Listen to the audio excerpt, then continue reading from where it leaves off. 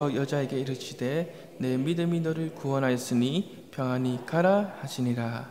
아멘. 사랑하는 여러분, 우리의 두 눈으로는 보이진 않지만 주님이 이 땅에 오심과 함께 하나님의 나라가 임하게 됩니다. 아직은 완성을 향하여 기다리고 있지만 하나님의 나라가 이 땅에 임하는 그 순간부터 새로운 시대가 열린 겁니다. 그래서 성경은 우리가 살아가는 이 시대가 더 이상 과거와 같지 않다라고 합니다. 즉, 이 세상이 주님이 오시기 전에 있었던 그 상태로 계속 머물고 있는 것이 아니라 외적으로는 여전히 남아있는 요소들도 분명히 있지만 실제적인 내용과 영적인 그 면에 있어서는 분명히 새로운 시대가 왔고 큰 변화, 큰 차이가 있다라고 합니다. 사랑하는 여러분, 그럼에도 불구하고 이 새로운 시대를 전혀 알지 못하고 여전히 옛 시대를 살아가는 사람들이 너무나 많다라는 거죠. 이러한 관점을 볼 때 오늘 함께 읽은 이 본문은 두 부류의 사람들이 있다는 것을 알려주고 있습니다. 첫째로는 주님이 이 땅에 오셨지만 여전히 옛 시대와 옛 나라에 속한 사람이고, 두 번째는 새로운 시대, 즉 하나님 나라에 속한 사람입니다. 사랑하는 여러분, 36절을 보십시오. 한 바리새인이 주님께 식사 대접을 하기 위하여 자신의 집으로 초대하고 있습니다. 그런데 이 식사 대접은 그저 간단하게 식사하는 그 정도가 아니라, 평범한 수준이 아니라 동네에서 큰 잔치를 여는 겁니다. 여기서 우리가 기억할 것은 오늘 본문 전체의 흐름을 볼 때 지금 이 바리새인은 좋은 의도로 또 주님을 존경하기 때문에 초대하는 것은 아니죠.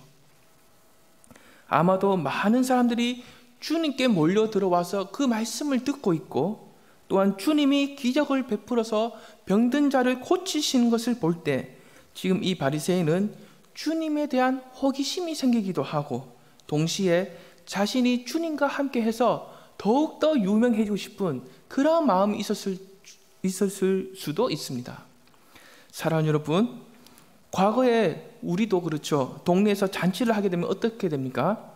잔치 소리를 듣고 동네 주변에 있는 사람들이 모여들게 되죠. 또 지나가는 사람들 중에 뭐가 있나, 또 뭐 먹을 것이 있나, 무슨 일로 지금 잔치를 하고 있나, 이렇게 지나가는 사람들이 기웃거리곤 합니다. 지금 이 본문은 이러한 배경에서 기록되었다라는 거죠. 사랑하는 여러분, 이러한 배경에서 지금 어떠한 일들이 일어나고 있습니까? 많은 사람들이 모여서 잔치가 열리고 있는 그 장소에 굉장히 유명한 한 여인이 등장하고 있죠. 즉, 그 동네의 모든 사람들이 알만한 죄인으로 낙인이 찍힌 그 여인이 등장하고 있다는 겁니다. 이 여인이 죄인으로 낙인 찍힌 그 이유에 대해서는 우리가 정확하게 알 수는 없지만 한 가지 분명한 것은 그 동네 사람들이 조금 더 용납할 수 없는 매우 부도덕한 여인이다라는 거죠. 그런데 지금 이 여인이 어떻게 하고 있습니까?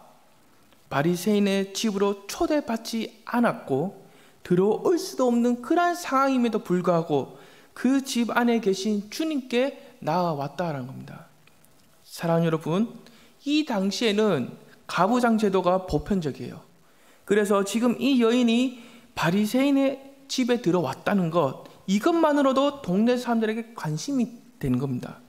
그런데 그것도 온 동네 사람들이 알만한 죄인의 신분으로 들어왔다는 것, 이것은 매우 큰 사건이에요. 더 나아가서 지금 이 여인이 바리새인의 집에 들어와서 동네 사람들을 더욱더 놀랍게 하고 있는 것은 무엇입니까? 그것은 바로 주체할 수 없는 자신의 눈물을 주님의 발에 적시면서 자신의 머리털로 그 주님의 발을 씻고 있는 겁니다.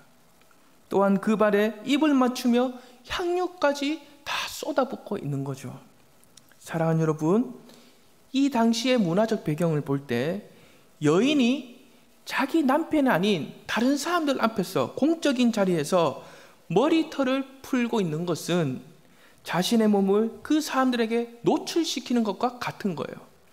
그래서 이러한 여인의 남편이 되는 사람은 얼마든지 이혼 소송을 할 수 있는 겁니다. 사랑하는 여러분, 동네 사람들이 이 여인의 행동을 보면서 가장 놀라는 부분은 어디일까요? 너무나 비싸고 값진 그 향유를 주님의 머리도 아닌, 몸도 아닌 발에다가 붓고 있다라는 겁니다. 39절을 보십시오. 이 광경을 지켜보는 바리새인은 속으로 그 광경을 보고 어떤 생각을 하고 있습니까? 함께 읽어보겠습니다. 39절입니다. 예수를 청한 바리새인이 그것을 보고 마음에 이르되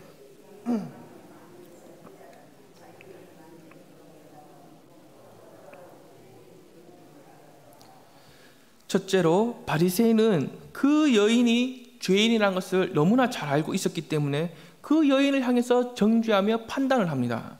둘째로 그러한 여인을 받아주고 있는 그 주님도 함께 정죄하며 판단하고 있습니다.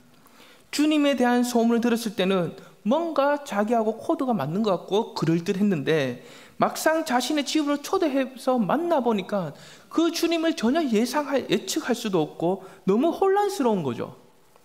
왜냐하면 이 당시의 바리새인들은 모든 죄로부터 정결하게 하는 것을 매우 중요하게 여겨왔고 또한 모든 죄는 전념된다고 여겨왔습니다. 그 결과로 바리새인들은 어떻게 해서든지 죄인과 자신 이렇게 구별해서 멀리 떨어져 지내왔습니다. 하지만 오늘의 본문을 보시면 어떠한 상황이 일어나고 있습니까? 초대받지 않은 그 죄인이 갑자기 바리새인의 집에 나타나서 그 집에 계시던 주님의 발에 눈물로, 향유로, 손으로, 머리털로 닦아주며 씻겨주고 있다라는 거죠. 사랑하는 여러분, 이때 주님은 어떻게 반응을 하십니까? 이 여인을 피하시거나 멀리 하시거나 오히려 그렇게 하시지 않고 그렇게 하도록 가만히 내버려 두십니다. 그래서 이 바리새인은 여인을 받아주고 있는 그 주님까지도 정죄하며 판단하고 있는 거죠. 사랑하는 여러분, 주님이 이 땅에 오셨을 때 새로운 시대가 열리고 동시에 새로운 나라, 즉 하나님의 나라가 임하게 됩니다. 하지만 이 바리새인은 그 새로운 시대와 새로운 나라에 속하지 못하고 여전히 옛 시대와 옛 나라에 속해 있는 그 전형적인 모습을 보여주고 있는 거예요. 다시 말하자면 이 바리새인은 여전히 옛 시대와 옛 나라에 속한 기준, 즉 윤리와 도덕적인 기준으로 지금 이 모든 상황을 그 여인을, 그 주님을 지켜보고 있다는 겁니다. 그래서 이 여인과 주님을 향한 정죄와 판단과 평가가 멈출 줄을 모르는 거예요. 사랑하는 여러분, 주님이 이 땅에 오심으로 새로운 시대가 열리고 또한 새로운 나라가 임했다는 것은 무엇을 의미하는 겁니까? 이전과 다른, 전혀 다른 새로운 기준이 요구되는 그러한 시대가 열렸다는 겁니다. 하지만 이 바리새인은 아주 열정적으로 하나님께 충성하며 신앙생활을 아주 잘하고 있는 것처럼 보이지만 그러나 여전히 옛 시대에 속한 기준으로 타인을 대하고 있더라라는 거죠. 그래서 이 바리새인의 눈에는 어떻습니까? 여인의 새로운 변화, 새로운 출발이 보이질 않습니다. 그저 이 여인의 지난 잘못만 보이는 겁니다. 다시 말하자면 사람의 능력과 지위와 학벌에 따라 차별적으로 대하는 그 잘못된 세상적인 기준으로 이 여인을 바라보고 있다는 거죠. 그래서 주님은 이러한 바리새인 시몬에게 어떻게 하십니까? 44절에서 46절까지를 보시면 주님은 이 바리새인 시몬에게 네가 나한테 한 것과 저 여인이 나한테 한 것, 이 두 가지를 서로 비교하여서 설명해 주십니다. 그래서 주님이 그 설명을 통해서 말씀하시고자 하는 핵심은 네가 나에게 어떻게 행하고 있느냐, 바로 이것이 하나님의 나라에서 요구되는 새로운 기준이라는 거죠. 사랑하는 여러분, 주님을 믿고 새로운 시대 또는 하나님의 나라에 속해서 살아가는 그 성도의 삶은 그가 얼마나 도덕적이고 윤리적인가, 얼마나 재능이 있고 얼마나 멋진 성품을 가지고 있는가, 이것으로 평가하는 것이 아니라는 겁니다. 이것은 다 부차적인 거예요. 성도의 삶을 판단하고 평가하는 것은 그가 주님께 나아와서 무엇을 어떻게 행하고 있느냐, 주님과의 관계에서 내가 어떠한 일을 하고 있느냐, 바로 이것이라는 거죠. 그러므로 주님은 이 세상의 기준과 너무나 다른 새로운 시대, 새로운 나라의 기준을 가지고 이 땅에 오셔서 그러한 기준으로 모든 사람들을 평가하신다라는 겁니다. 사랑하는 여러분, 이 당시의 바리새인들은 외적인 모습만 보면 너무나 완벽하죠. 그래서 많은 사람들이 바리새인들의 권위를 인정하고 세워줬습니다. 하지만 그들의 실상은 어떻습니까? 주님과의 관계에서 보면 이 바리새인 시몬은 주님과 아무런 관계가 맺어지고 있지 않는 엉터리예요. 어떤 면에서 그렇습니까? 첫째로 이 바리새인 시몬은 주님이 자신의 집으로 들어오실 때 발 씻을 그 물조차도 주지 않았습니다. 이 당시에는 오늘 저와 여러분이 신고 있는 신발처럼 좋은 신발이 없었어요. 그래서 초대받은 손님이 집으로 들어오게 되면 종들이 그 손님의 손과 발을 씻을 수 있도록 물을 준비했습니다. 하지만 이 바리새인 시몬은 그렇게 하지 않았다는 거죠. 둘째로 손님이 손과 발을 씻고 나면 모든 식구들이 어떻게 합니까? 앞에 줄 서서 딱 나와서 그 손님의 뺨에 입을 맞추거나 손등에 입을 맞추면서 아주 환영을 하며 맞아주게 됩니다. 그러나 이 바리새인 시몬은 그렇게 하지 않았습니다. 셋째로 손님이 집으로 들어오게 되면 그 손님 머리 위에 올리브유를 부어서 먼지로 더러워진 머리에 위생과 윤기와 향기를 주어서 피곤함을 덜어주곤 했습니다. 하지만 바리새인 시몬은 이 당시에 가장 보편적이고 가장 값싸고 흔한 그 올리브유조차도 부어주지 않았다는 거죠. 그러므로 주님은 바리새인 시몬과 죄인으로 찍힌 이 여인을 서로 비교하면서 바리새인 시몬의 한계와 모순된 모습 또는 그러한 잘못된 신앙을 아주 적나라하게 지금 드러내고 계시는 겁니다. 사랑하는 여러분, 우리가 꼭 기억해야 할 것은 우리가 사람을 보고 평가하는 그 기준에 따라서 우리가 어느 시대와 어떤 나라에 속해 있는지 그것을 나타내게 된다는 거죠. 다시 말하자면 새로운 시대와 새로운 나라에 속한 그 하나님의 백성을 판별하는 기준은 내가 얼마나 윤리적이고 얼마나 도덕적이고 얼마나 탁월한가 이것이 아니라 지금 내가 주님께 어떻게 행하고 있는가, 어떠한 관계를 주님과 맺어가고 있는가, 바로 이거라는 거죠. 이러한 기준으로 보면 그릇되고 잘못된 모습들이 다 드러나게 된다는 겁니다. 사랑하는 여러분, 주님이 제시하고 있는 이 새로운 기준으로 바리새인 시몬을 바라보십시오. 어떻습니까? 바리새인 시몬은 나름대로의 신앙의 열정과 충성은 있었지만 주님과의 그 관계에서는 어떻습니까? 아무것도 한 것이 없습니다. 아무 관계도 아닙니다. 하지만 이 여인은 어떻습니까? 이 여인은 너무나 다른 새로운 사람으로 평가를 받게 됩니다. 다시 말하자면 그는 모든 사람들로부터 죄인이라는 낙인이 찍혀 있었지만 그래서 다른 사람들을 함부로 쉽게 만날 수도 없고 동네 잔치에도 참여할 수도 없고 정말 불의하고 불길한 죄인으로 그렇게 낙인이 찍혀 있었지만 주님께서 제시하는 이러한 새로운 기준 앞에서 서게 될 때 주님과의 관계에서 다시 바라보게 될 때 전혀 다른 새로운 여인으로 등장하더라라는 거죠. 어떤 점에서 그렇습니까? 이 여인은 자신의 깊은 중심에서 일어나는 본질적인 새로운 경험을 한 겁니다. 그래서 지금까지 이 여인이 어떻게 살아왔는지, 얼마나 어떠한 큰 죄를 지었는지 그것을 우리가 전혀 알 수는 없지만 하나님의 나라 안으로 들어간 아주 복된 여인으로 등장을 하더라는 거죠. 그래서 이 여인은 외적으로 보면 너무나 비참하고 절망적인 한 죄인에 불과하지만 이 여인의 실제적이고 그 영적인 모습은 내면에서 본질적이고 진실한 그 새로운 변화를 경험한 너무나 보배롭고 존귀한 여인이라는 겁니다.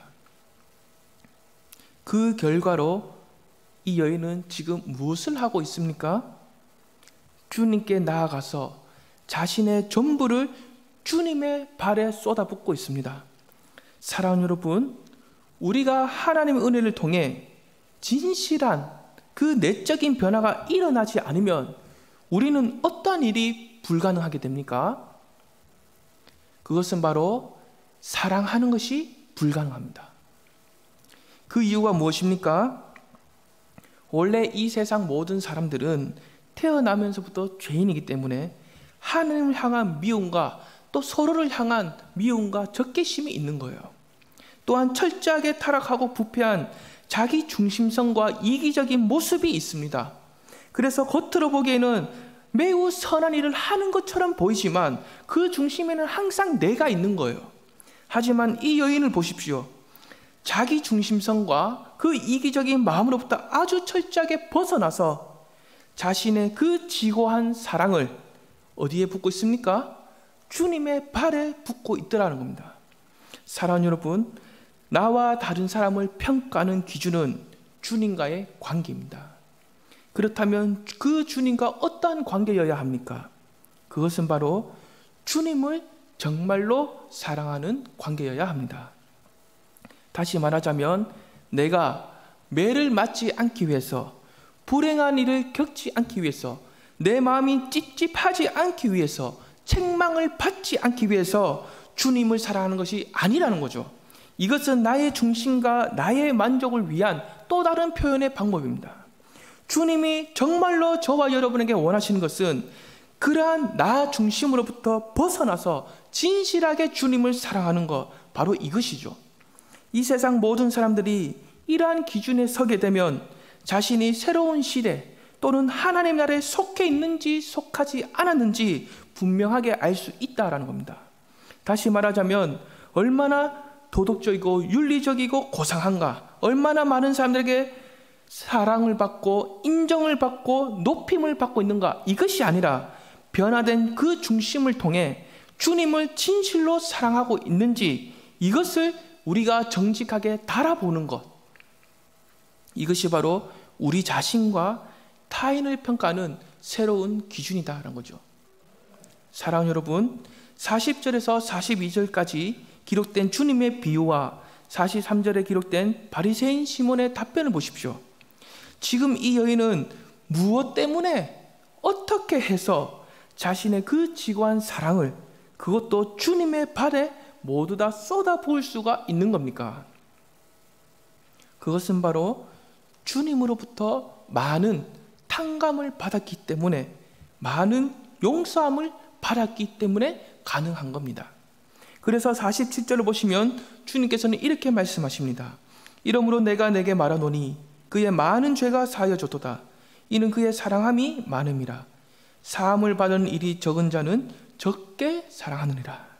사랑하는 여러분, 주님을 더 많이 사랑하면서도 아무것도 자랑하거나 내세우지 않는 이러한 참된 사랑을 우리는 어떻게 해야 할 수 있는 거죠? 어떻게 해야 우리는 이렇게 할 수 있는 겁니까? 성경은 타고난 사람이 할 수 있다, 또는 기질과 성격의 문제다, 이렇게 하지 않습니다. 성경은 많이 용서받은 자가 이렇게 사랑할 수 있다라고 기록하고 있습니다. 다시 말하자면 우리가 주님 앞에 서서 얼마나 큰 죄인인지, 얼마나 많은 죄가 용서함을 받았는지 그것을 볼 수 있는 사람만이 주님을 더 많이 사랑할 수 있다는 거죠. 뿐만 아니라 그렇게 한다고 해서 자신을 자랑하거나 내세우지도 않는다는 겁니다.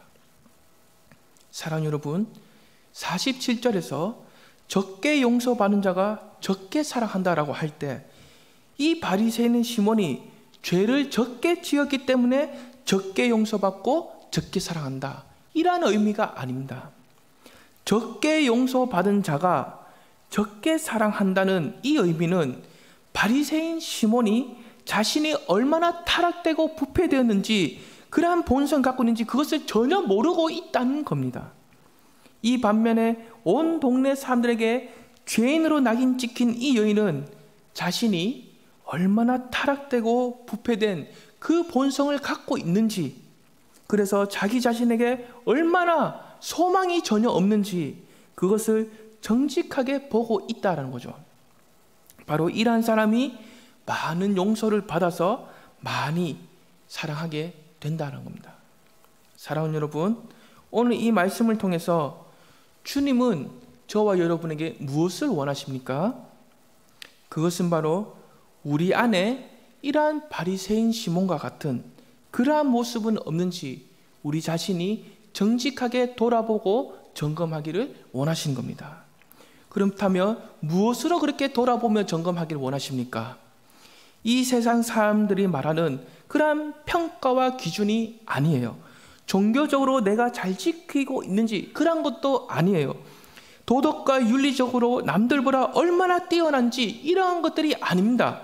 살아계신 주님과 나와의 관계, 그 관계를 깊이 생각하면서 나는 정말로 새로운 시대와 새로운 기준과 새로운 나라 안으로 들어와 있는가? 모든 것이 핵심이 되시는 그 예수 그리스도를 내가 정말로 살아가는 그 관계 안에 있는가? 이러한 질문의 기준을 갖고 우리 자신을 돌아보며 점검하는 것, 이것이 바로 주님께서 이 말씀을 통해서 정말로 원하시는 겁니다. 사랑하는 여러분, 신앙생활의 모든 것을 의무와 책임 때문에 감당하는 것이 아니라 그것을 뛰어넘어서 주님을 더 많이 사랑하는 그 마음이 내 안에 있기 때문에, 그래서 나 같은 죄인이 아무런 공로나 자격도 없이 새 시대가 가져온 그 복음 안에서 죄가 용서되고 씻어져서 하나님의 백성으로 완벽하게 받아져서 사랑받는 그 영광을 내가 너무나 잘 알고 있기 때문에 어떠한 어려움과 고난이 있어도 그 신앙생활을 감사와 기쁨으로 감당하는 겁니다. 이것이 바로 하나님의 참된 백성들에게 나타나는 가장 중요한 특징이죠. 사랑하는 여러분, 우리가 살아가다 보면 어느 누군가의 말 한마디로 인해서 상처를 받을 때가 분명히 있습니다. 오늘 말씀을 근거해 볼 때 그 상처를 받는 이유가 무엇이겠습니까? 우리의 마음, 우리의 두 눈, 시선이 주님을 더 많이 사랑하는 것에 고정되어 있지 않고 흩어져서 분산되어 있기 때문에 상처를 받는 거예요. 여기서 우리가 기억할 것은 우리의 마음과 시선이 사랑하는 주님께 다 빼앗겨서 남들이 뭐라고 하든지 말든지 간에 그저 주님을 더 많이 사랑하고 싶어서 이것을 위해서 참고 인내하는 것, 이것이 바로 하나님의 백성으로 살아가는 저와 여러분의 마땅한 본분이다라는 거죠. 그러므로 저와 여러분이 주님을 더 많이 사랑하고 더 많이 희생하고 더 많이 충성하고 동시에 나 같은 사람이 어떻게 해서 용서함을 받았는지 그것을 다시 한번 깨닫고 감격하는 그 놀라운 은혜가 저와 여러분 삶에 가득히 넘쳐나기를 원합니다. 기도하겠습니다.